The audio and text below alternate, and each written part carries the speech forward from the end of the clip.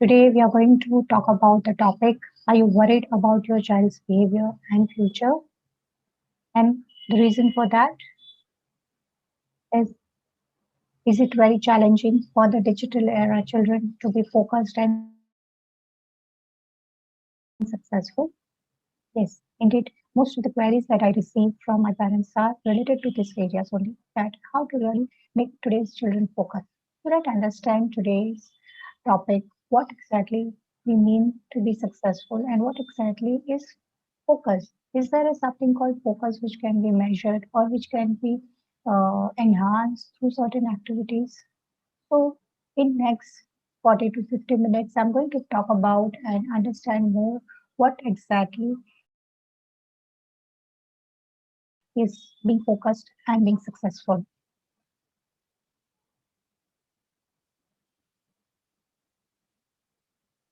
So before I start, let's quickly give brief introduction. So I've been doing parenting coaching and human values education, behavioral counselor. I'm a founder of Recovery Academy, and I've written a book called Discover the Joy of Being a Parent, also co-author of Being Employable. And for more details, you can visit my website and connect with me. Today, in this session, I'm going to tell you what are those nine different ways through which you can help your child currently. Because most of you, if you have a young children, the major challenge is to work around studies, getting their homework, because homework is something very important. But if that homework is not done, then somewhere we are just ignoring all the other areas, all the other good talent that the child is possessing. So let's work around that so that it will also enable you to understand what is the certain pattern and working style of the child. Okay. The very first point that I would like to recommend is keep the study time short. When I say short, it could be as short as 10 to 15 minutes to max 30 minutes because a child has a capacity to absorb and learn something. That doesn't mean child will only study 30 minutes. No. Keep that a short study time and then give a break. Allow the child to do something which child enjoys doing, where there is no diversion is required. Child naturally loves doing that, and then you get back to that. So there is a some kind of pattern needs to be worked out along with the child so that they know this is what I have to do in next. The another suggestion would be to keep the timer. Okay, what do you mean by my timer? Okay, always have a kind of a small clock. Say on an estimated, if you know the child is going to take to do a task 5 minutes or 10 minutes, then keep a timer of 15 minutes. Okay, and then you're going to challenge the child. Okay, I hope you can beat the timer. Okay, don't forget you want to beat the timer. So when you are encouraging the child in the positive way to make the child understand that what is it, you are not forcing, no, you have to complete it, you have to do it. Here you are allowing the child to take the responsibility and complete the task, and in a way child builds within a capacity. And you believe me, this has worked beautifully with me, that if the task is going to take 5 minutes, the child will try to do it in 2 minutes. So I would like all of you to try it out this matter.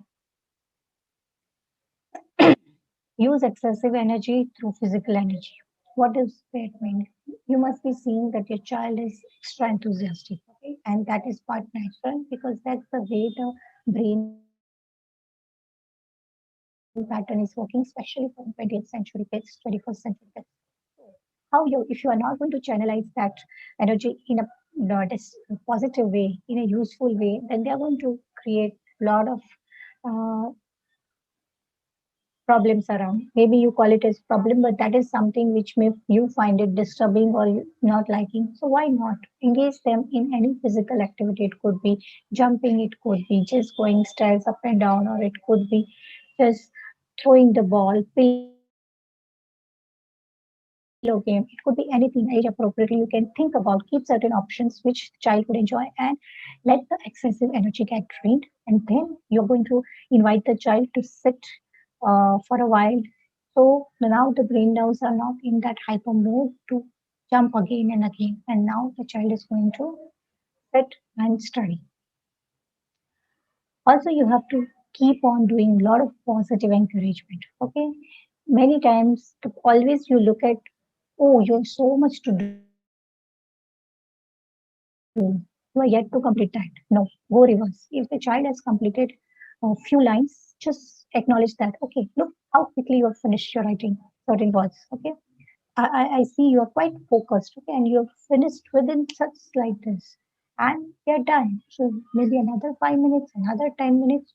So you are not showing child what is left to do, but you are showing the child what has been already completed, and that really works wonderfully. Another point that you can work is give up occasionally.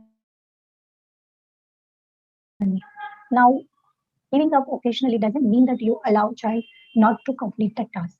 Now, if you observed at times the task may be of just 5 minutes, but if that child is not in a mood and he or she is just dragging and dragging and dragging, and it is taking your time and child's time also 25, 30 minutes, or maybe an hour also.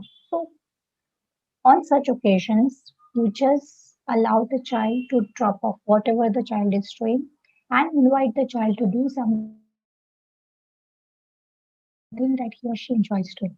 And after that, if you tell the child, find kind of another appropriate occasion so that you can complete that same activity, which was just matter of 5 minutes.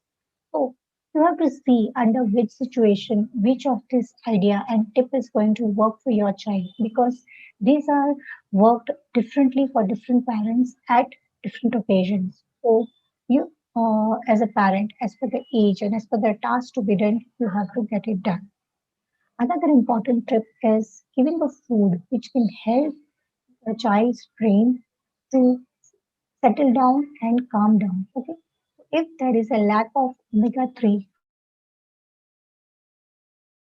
food in your diet, then include that. Okay. There are many other traditional herbs are also available like brahmi or sankapushpi. And if you are having non-vegetarian food, then fish oil, or there is also supplements are available that you can take it.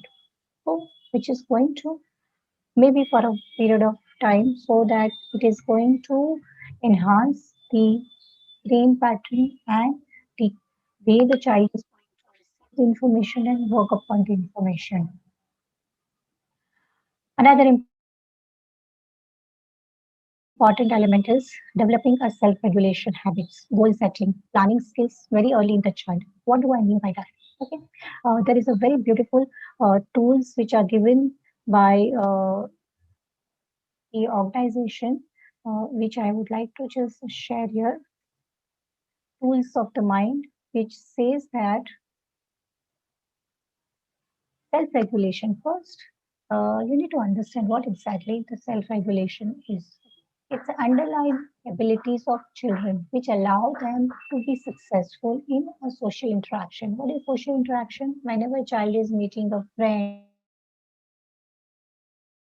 or another sibling or maybe neighbors, or it could be anyone in your home context, or whenever is the child is in the school, so they share with each other, they learn with each other. Okay, and it has a direct connection to the brain development that occurs early in the childhood, and it is influenced by the environment around. Okay? And who plays an important role?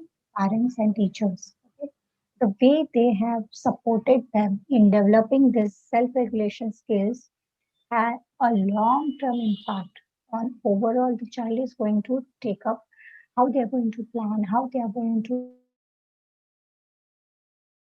complete their work. So if you look at your, if there is no self-regulation, the children have difficult times for waiting or sharing their materials, or at times they are not ready at all, and they may know the rules, but they are not really able to apply it. They are not really able to put it in practice. They don't know how to react when somebody is grabbing or pushing. I mean, that becomes very easy for them. But whereas if you look at the another set of children who have been worked around self-regulation skills, then they are going to be able to and they know, they wait for their turns. Okay, they learn to share the materials. They can also use strategies. So they've been trained and they've been like always asking before taking something. So if I want something, may I have this? So there is a pattern always. And when this patterns to be developed, when the child is as young as 2 years, okay, when the child starts talking, woman maybe from 1.5 to 2 years also. Okay. Also, when you are playing at the home, it is not only when the child will start playing from the school nursery time, but it is from the time the child has started playing within the home also with family members. The another area of important under the tip is allow the child to make a plan. Okay, now if we have developed these self-regulation skills, then automatically we can also imbibe a certain skills like you're going to make your plan for various activities. Okay, that would include both related to the study and also related to their all the favorite activities. And moment they put up a plan, it becomes very easy for them to follow because look at the difference. When there is a parent who is working out a plan and say, okay, now we have to follow this, and there is a child who has, based on his or her interest areas, worked out a plan and then say, okay, now I'm going to put this in practice. So understand that that is going to work better, more positive, and probably they may miss out one or two things, but it becomes easier for you also to work it out when the plan is decided. And yes, initially they may not be really well in preparing the plan, but it's okay. Let them learn to make it. Let them, you give your input, you encourage them. Oh, what if can we include this also? What about your play activities? So you are encouraging child to ensure that all the relevant activities which are must for a child to include in their date time, in their week schedule are covered. Last point, understand the scale of focus. Yes, very important. Now, you must be wondering what is the scale of focus and you have to work accordingly. Yes, I'm not sure how many of you know that there is, you can also measure the focus factor of your child. Yes, so let me first give you a little uh, concepts here.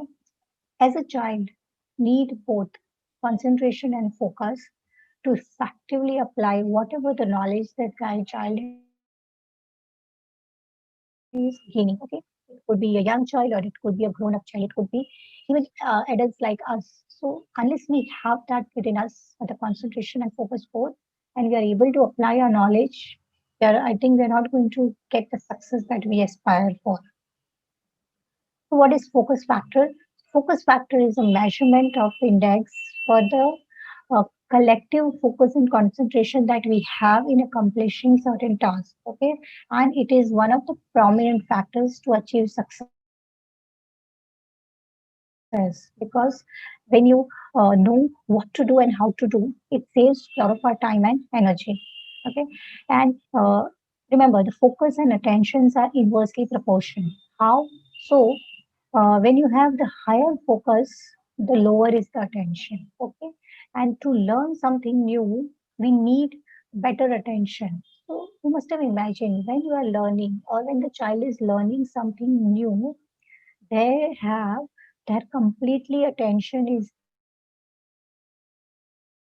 there. Okay, but when you have already learned something and when you try to do that second time or third time, then your focus level is not required. So that is how it is called. The focus and attention are inversely proportional. It depends that how we have processed the data in a certain way and how the brain has captured it. Okay, now where is this coming from? Okay, so as I was mentioning earlier, there is a research organization called CRACS. They have given this factors range that which can help you to understand that okay, what is this factors. So ideally, we all should aspire our focus level or our child's focus level should be above average, right? Or good in the range of 90 to 120 or above. Okay, if we are really looking for something as excellent, then it should be above 120. So there is a tool through which one can measure this. Uh, Once you have that tool, well, now the question is how to really enhance this focus and concentration.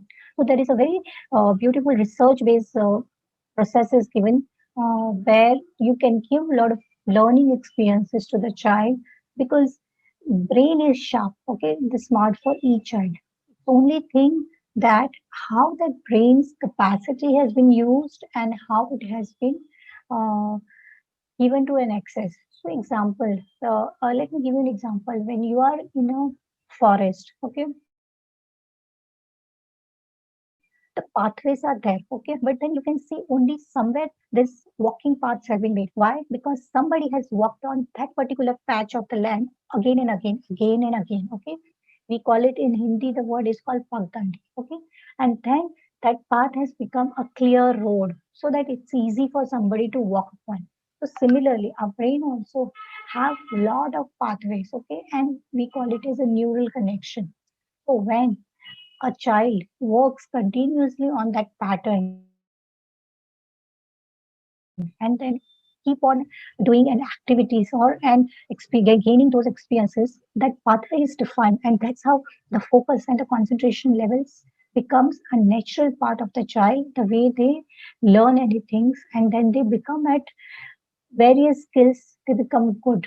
And because it becomes the natural process to learn and then apply those learning, and then it becomes a skill. And once you are good at skills, then you also you gain automatically a high self confidence. And confidence is something very important, which is going to give you a success at any stage of life, wherever you are. Okay. So we see that this entire model, the research which was done by this organization has given that there is a significant improvement in the skills like if they give your child continuous experiences in the area of reading, writing, or enhancing the vocabulary comprehensions, memory, recollection. There are many ways through which you can give your child experiences so that it helps the brain to work in a better way. So I want each and every parent ask yourself, do you know where is your child's focus? Because we cannot complain that okay, my child's focus is not there. The focus is there, but probably we don't know which area the child is more focused at, because then it has to become a natural process so that the child starts learning, understanding, and then making it more part of it, doing it as a naturally. Okay, when something you enjoy doing it, you don't require any forced mechanism. Okay, it becomes you literally enjoy doing it. So that is what is one area that I invite each parent to look at is where is your child's focus and understand that. Once you do that, you'll have a better understanding about your child's focus level because it is going to automatically enhance once you start giving those kind of experiences. So with that, I would like to end this session. And if you have any more information or clarification required, you can connect with me. I do take individual coaching sessions, which you can book from my website. Then there are different programs that I keep on doing it. You can visit my Facebook page, or you can look at my Instagram page, or you can keep reading my articles on LinkedIn. There is a parenting group that I run where there are a lot of discussions happen, certain tips are given, certain activities are done. So these are all done as a part of my value addition to be done to the parents. You are all invited to join that, and thank you for watching this.